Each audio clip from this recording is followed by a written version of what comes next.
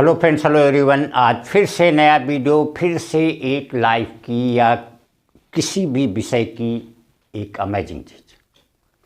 आज जिसकी बात करेंगे वो होगी हनुमान जी पे चर्चा करेंगे। हनुमान जी को संकट मोचन कहा जाता है, तो क्यों उनको संकट मोचन कहा जाता है, इस चीज़ की बात करेंगे। उसके बाद एक चीज़ और माना जाता है, कहते हैं जीवन में सफल होने के लिए असफल होना ज़रूरी है। असफल होने की आदत होनी चाहिए, उसको सहने की आदत होनी चाहिए। कहते हैं बिना असफल हुए आज तक कोई सफल नहीं हुआ, उसे एक दो बार कई बार असफलता का मुंह देखना ही पड़ता है। लेकिन हनुमान जी ऐसे शख्स माने जाते हैं जिन्होंने कभी असफलता का मुंह नहीं देखा, और उसके बाद उनको संकट मोचन कहा जाता है। तो संकट मोचन क्यों कहा जाता है, आज उसकी बात करेंगे। देखिए, जब भगवान सीता का अपहरण जो रावण ने कर लिया था, भगवान राम और लक्ष्मण वन वन भटक रहे थे, उनको कहीं कुछ पता नहीं चल रहा था कि सीता कहाँ गई हैं, उनको कौन ले गया है। उनको जटायु ने कुछ बताया था, उन्होंने एक आइडिया दिया था कि कोई एक रावण नाम का कोई एक राक्षस है जो उनको दक्षिण दिशा में ले गया है। धीरे धीरे पता करते करते हनुमान जी मिले, सुग्रीव मिले, सारे लोगों से जो है जब दोस्ती हुई, सारे लोग उनकी खोज के लिए निकले। तो जटायु के भाई मालवंत ने बताया हुआ था कि रावण नाम का एक राक्षस है जो कि समुद्र पार लंका का राजा है, और वहाँ सीता जी को ले गया है, उनको एक अपने वन में वाटिका में रखा हुआ है। ये बात तो पता हो गई, लेकिन अब इसकी असलियत को पता करने के लिए कौन जाए, कोई तैयार नहीं हो रहा था। 400 योजन का समुद्र, 400 कोस बड़ा समुद्र, उसको पार कौन करेगा।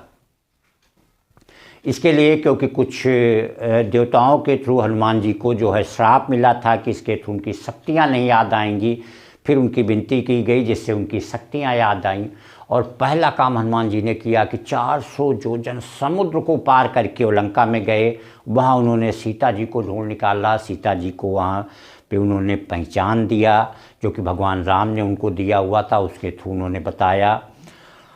तो पहला काम कहने में बड़ा आसान होता है, 400 किलोमीटर का समुद्र पार करना। इतना बड़ा प्रतापी राजा रावण, उसके राज्य में जाना, वहाँ पता करना, वहाँ से जिंदा वापस आना।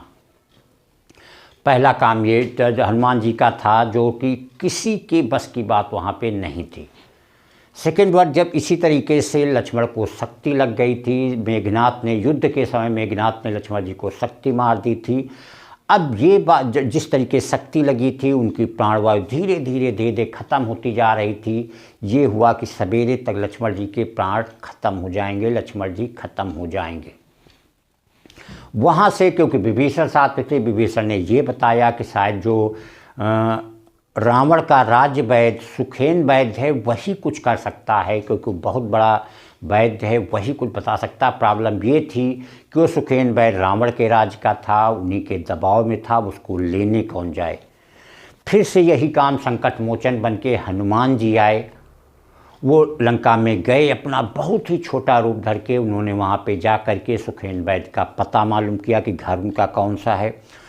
अब अगर वो सुखेन वैद्य से कहता कि जा कर के राम के भाई लक्ष्मण, जो रावण से युद्ध कर रहे हैं, लक्ष्मण को मेघनाथ ने शक्ति मार दी है, सवेरे तक उनके प्राण नहीं बचेंगे, आपको चल के उनका इलाज करना है, तो सुखेन वैद्य चाहते हुए भी किसी भी हालत में नहीं जा सकता था, क्योंकि रावण कभी इसकी परमिशन नहीं देगा, जाने की इजाज़त नहीं देगा, और उसको मृत्युदंड भी दे सकता है। तो इसके पहले ही हनुमान जी ने बहुत ही समझदारी से वर किया। उन्होंने जाकर के सुखेन वैद्य को पूरे घर सहित उठा लाए। पूरे रास्ते पूछते रहे, कौन हो, कहाँ ले जा रहे हो, किस पर्पज के लिए ले जा रहे हो, कौन सा उद्देश्य है। केवल हनुमान जी ने ही कहा कि बस चलिए, मैं तुम्हें कहीं ऐसी गलत जगह नहीं ले जा रहा हूँ, तीनों लोकों के जो राजा हैं उनको तुम्हारी ज़रूरत आ गई है, उनके लिए ले जा रहा हूँ। सुखेन वैद्य को वहाँ लेकर आए। उसके बाद उन्होंने भगवान राम ने, विभीषण ने, सुग्रीव ने सब तरीके से समझाया, उनको अपना वैद्य का जो मेन धर्म था वो बताया। उसके तहत तो तैयार हुए। उन्होंने सारी चीज़ें जब लक्ष्मण को पूरा देखा जैसे भी था, उन्होंने भी यही बात बताई कि सूर्योदय से पहले अगर इनको लक्ष्मण जी को उन्होंने बताया कि हिमालय पर्वत पे एक संजीवनी बूटी है, अगर वो ला के दे दी जाएगी तो लक्ष्मण जी के प्राण बचाए जा सकते, वो भी सूर्योदय से पहले। अगर सूर्योदय हो गया उसके बाद आएगी तब भी कोई फ़ायदा नहीं। सबसे बड़ा टास्क था, सबसे मुश्किल काम था। कहते हैं कि जो बड़ा इंसान वही हो जितनी मुश्किल से मुश्किल समस्याओं का सामना कर सके, जितनी मुश्किल से मुश्किल समस्याओं को छोटा कर सके। फिर से सबसे बड़ी समस्या थी कहाँ पे लंका, कहाँ पे हिमालय पर्वत, वहाँ से जाना, रातों रात सूर्योदय से पहले वापस आना, एक तरीके का असंभव सा वर्क। कोई सोच भी नहीं पा रहा था। भगवान राम बहुत ही धर्म संकट में थे, उनकी समझ नहीं आ रहा था।